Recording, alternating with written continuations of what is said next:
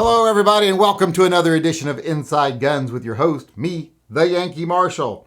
Today I want to talk about something that you're seeing all over the country in the media right now, especially here in Portland. And that is that we have a gun violence problem right now. A real severe gun violence issue in this country.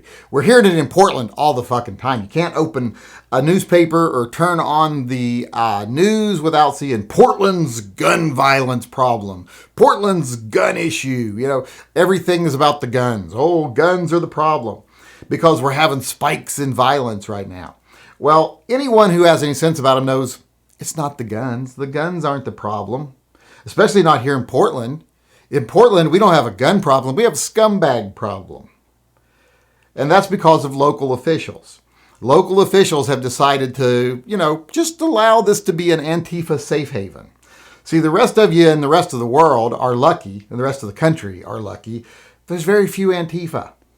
And you don't really have to deal with them. You deal with a few protesters, maybe a few wannabes, but really it's like the Klan. Oh my God, it's a Klan rally. Here comes all four of them. It's the same thing with Antifa in most places. But here in Portland, because the local government has done such a poor issue of dealing with the homeless population, the teenage homeless population especially, and they've become like a harbor city for Antifa, well, the Antifa people come here and they recruit from the homeless kids. When you're seeing all the stuff going on in Portland, the long-term protests, etc., that's not any organized group. That's not BLM. That's not the Klan. That's not the Proud Boys. That's no one like that. It's just the homeless people. That's what's going on downtown Portland now. It's just a bunch of homeless people being able to do whatever they want to do because local politicians are too fucking spineless to stand up to the far left people who would rather let it happen. Let the people do whatever they want and then blame anything bad that happens on guns. Guns are the problem. That's what's happening in Portland right now. It's one of the reasons I don't go downtown very often. Now, don't get me wrong. I'm not trying to blow it up and pretend like Portland's burning down or something. It's not. It's a very tiny portion of Portland in the far end of the park blocks. That really is the problem. Occasionally they march through neighborhoods and stuff, but it's not really. The last march I saw, I think, had like 40 people. Wasn't exactly what I'd call gigantic. So, not trying to portray it like the city's burning down or nothing, but the problem is bigger here than it is anywhere else because of Antifa. Because like I said, Portland has decided to just be like, we're just going to open our doors and we're going to be like, oh, let's let them be heard, which I'm a big fan of. Protest. If anybody's protesting, I'm like, I don't want the government getting involved at all. Period. Leave them alone. But if people are just enacting violence in the form of protest, even though it's not even an organized protest, it's just violence. Once they become violent, round them up. Get rid of them. Chase them off. Do something about the homeless encampments, etc. And I'm not someone who's an asshole to the homeless and like, they all just be swept out of town. No, I think we need to start providing them services. We need to start providing housing options, drug treatment options, mental health treatment options, etc. And get these people off the street. Get them back into productive lives. But you see, that doesn't serve anybody politically to do that. Because the left doesn't want that. The far left, they don't want the homeless population to be taken care of and disappear because then they wouldn't have one of their big political rallying points. And the right doesn't want to do it for their own reasons because they've been programmed in like, bootstraps, even though most people don't pull themselves up by their bootstraps.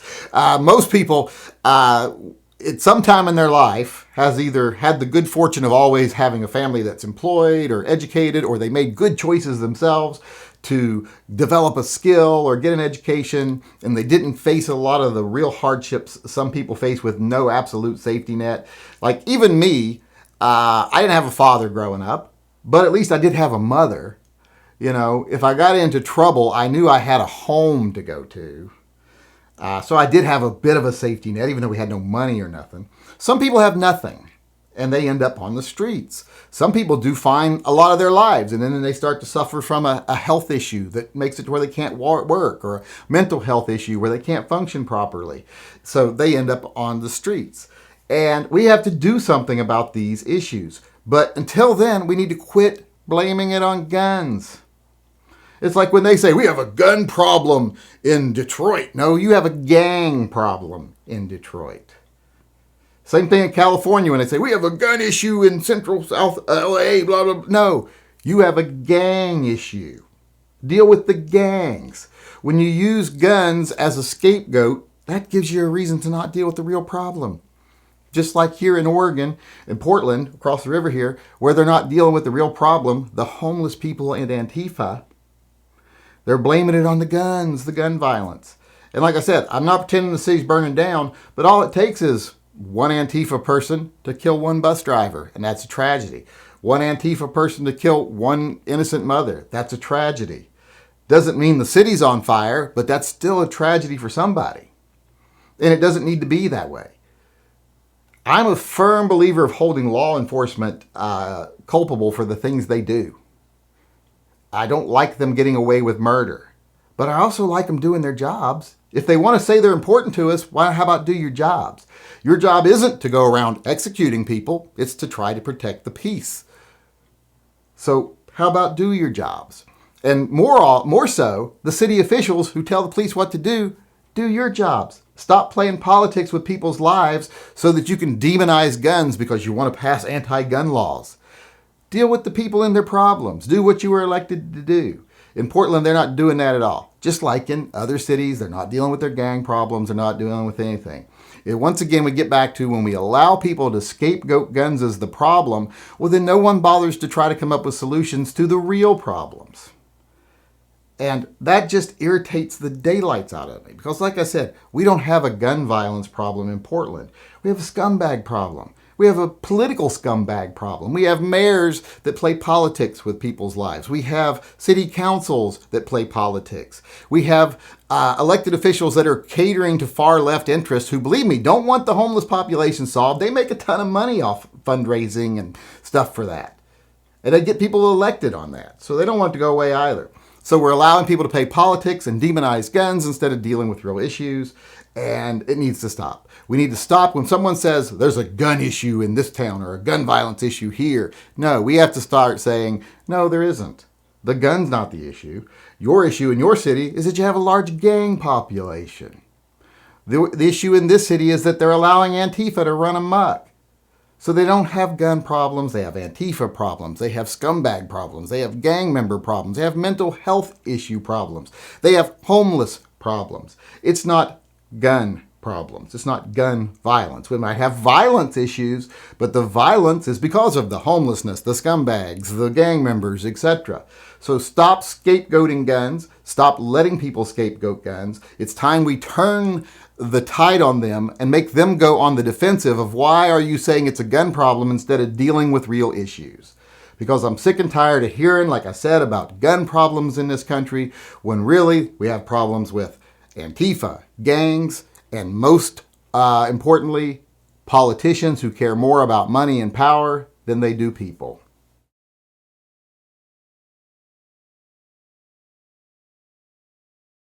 All right, everybody, now I want to move on to my favorite part of the show, and everyone knows what that is. It's gun talk. And today I want to address a question that came up in my live chat the other night. A viewer asked, how do you make the mags drop free in a CZ75B? Well, I was kind of taken aback by that question because I'm like, don't the mags drop free in a CZ75B? Isn't that already the case? Because the way they asked their question, it was like, they don't drop free in CZ75Bs. And I'm like, I always thought they did. So I actually had to go do a little research there on the spot and figure out whether I could answer this question or not. So I went over and got my CZ75B off the wall. This is an Omega version. And I checked the hypothesis. Am I right? Do they fall free? Well, let's see here. Let's push the button and see if the magazine falls free. Yep, it falls free. No, nothing stopping it there at all. So I thought, well, maybe something's crazy with his gun. Maybe something's wrong with his gun. So I thought, well, I've got another CZ75B. Let me try that one too to see if that one falls free. So I went and got my older CZ75B, the stainless model, off the wall. And before anyone asks, yes, these are Beskar grips. I got them from a guy on Facebook. I don't remember his information right now. If I remember it, I will put it in the description of this video. If I remember correctly, he and I didn't get along very well because I don't like his politics, but I really do like his product. So if I do remember the information, I will put it in the description here. With that being said, I wanted to check, see if this one ejected properly, if it falls free. Because if it does, well, then the problem is, like I said, probably with his gun. So I pushed the button on this one and it does not fall free. This one actually meets a lot of resistance. It takes some effort to pull it out and push it back in. It's not scrapey or nasty or anything. It's just very snug. So I was like, maybe there's just some difference in design between the old ones and the new ones. Maybe the old ones were designed to not fall free, but that didn't make any sense to me. Basically, I was just going through rationalizing anything I could rationalize to not have to take the grips off the gun and see what the problem was. But I had determined that now there is a problem possibly. So I wanted to make sure it wasn't the magazines first. So I switched out the magazines to the different guns. I took the magazine out of the one that did fall free, put it in the gun that did not fall free, and doesn't fall free either. And when I put the magazine from this gun in the one that did fall free, it fell free. So it's obviously this gun, and that's not a magazine issue. Whenever I have a problem that involves a magazine, I always make sure it's not the magazine first. And in this case, it's not the magazine. And because of that, I actually had to get off my lazy ass and get the screwdriver and get the grip off. And if you look in here, there's a little leaf spring right here. And that holds the magazine in place. That puts tension on the magazine. That's pretty much the only thing this piece does that I can figure out is hold the magazine. Now, an okay diesel mechanic, when I was messing around on the video, was saying, you know, you got to adjust the spring in the grip. And I was like, what the fuck's he talking about, spring in the grip? Because I always never think of leaf springs as actual springs. And remember, he's just an okay diesel mechanic. He's not like a great diesel mechanic, so I always take everything he says with a grain of salt. But he said, you got to adjust that spring. So after he finally said it puts pressure on the spine, I was like, now I know what you're talking about. You're talking about that little leaf spring in there. And I'm like, yeah, that could probably be the problem. So I took this apart and I looked at it. And there's the little leaf spring. You know, it connects down here at the bottom. It connects with a pin up here at the top. And it lays flat against the back of the gun here. But it does put some pressure on the magazine as it goes in. We'll slide a magazine in here and you will see it is right up against it. They are touching. It is putting pressure on the magazine. That's what keeps it, in place and keeps it solid, kind of just guides it in place. It doesn't hold it in because when you release it, it falls free, but it gives it a guide. It really makes it go in smoothly and without a lot of scratching or friction or anything else because there's not a lot of built into the back of this grip frame. It's pretty open, so they had to put that plate there to keep the magazine from sliding up and scraping up against all these sharp points and the spring, etc. So it is there to make the magazine more secure, not hold it in place, just kind of guide it into place. So that could be a problem if it was, put in wrong or was defective, etc. So I thought, well, let's take apart the other one, the one that doesn't eject completely, and see what it looks like inside. And as soon as the grip came off, I saw the problem. As you can see here, this spring does not sit flush back against this. It bows out quite a bit. Now, of course, since my mind always goes to the worst place possible when I'm going to have to fix something, I thought I'm going to have to take that spring out of there. I'm going to have to shorten it somehow. I thought, well, I'll take the pin out the top. I'll cut a little off the top, rebend it around the spring. It'll be shorter. It'll sit flush. Everything will be fixed. But before I did that, luckily, I started looking saying, I've had this gun apart before. Did I make sure I got it seated properly when I put it back? And maybe the person who's having the problem with their gun, maybe they've taken it apart before and maybe they didn't get this seated properly when they put it back. So I started messing around with it. And to my chagrin, it popped out. It shouldn't be able to do that. It should not be able to pop out. I don't know if you can see there or not, but there's a little hook on the bottom of it. That's supposed to hook under the pin right there. And apparently, this is not hooking under the pin. It's sitting on top of the pin, which is making it not fit properly. It's making it bow out some. And that's what's keeping the magazine from falling freely. So what I'm going to have to do is remove this pin, take the pressure off of the hammer spring here, let that all come out, put this back where it goes, and then put the pin back in and see if we still have the problem. So let's do that really quick here. And I don't know if I can show you that or not because of YouTube's new rules, but that's what I'm going to do. Now remember, this is under pressure when you take this out of here, so be careful. And as you can see here, just removing this has allowed the spring to go down a little further and allow it to set back completely. So let's go ahead, just slide this back into place, make sure the hook is under the pin, and put the pin back in the gun. All right, I got the pin in, and as you can see, the little spring there, the little guide is sitting flush. So now let's just put the grips back on it and see if the magazine falls free. All right, Moment of truth. Let's see if it pops free. Yeah, it does much better. No resistance now at all. Goes in and out very easily. If I was to hold this straight up and down, it would come out all the way to my hand with no problem. So the magazine is now falling freely. So it appears that was the problem. And you know, sometimes if you take your guns apart, you put them back together, they might go back together, but it might not be right. Might still work, just might be a little problem like that. So if you have a problem like that, instead of sending it back to the manufacturer, just see if anybody else has the same experience you have and if they figured out what might be going on, or take it apart again, check it out yourself. Because usually it's a minor fix and an easy fix. I mean, literally taking that pin out was like 2 minutes tops to take it out, put it back in, and diagnosing the problem was so simple because I had 2 guns. But I think even if I didn't have 2 guns, if I would have took that apart and saw that spring there bowed out like that, I would have known that's the problem. So sometimes all you gotta do, take it apart again, take a look, and you'll see what you did wrong the first time when you took it apart and put it back together, and you'll have it fixed pretty easily without having to send it back to anyone or admitting you made a mistake when you took it apart and put it back together. But like I say, instead of sending guns back or panicking over stuff like that, it's usually something small. So get on the internet, come on a live chat like mine and say, hey, I'm having this problem, because even if I haven't even noticed I have the problem, I might have it, like in this case. And once I find it, I'm going to find a way to fix it. And hopefully my fix works for you too. All right, everybody, we're going to end the show today with another installment of our rescued pets segment here. And tonight, our rescued pet comes from Andrew H. His name is Saber, and he was rescued in 2009. He's getting to be an old boy. You can tell from the gray in his whiskers there. And I'm talking about Saber, well, actually both of them kind of there. At least Saber had the sense when the picture was being taken to turn to his profile and not do this weird walrus pose thing that so many people do in so many pictures. It's not flattering, but just let you know right now. But like I said, he is a lab border collie / what the fuck mix. No one really can tell. He's like that, 100% Labrador or 50% Labrador, 50% Spitz, 50% Retriever, that whole thing.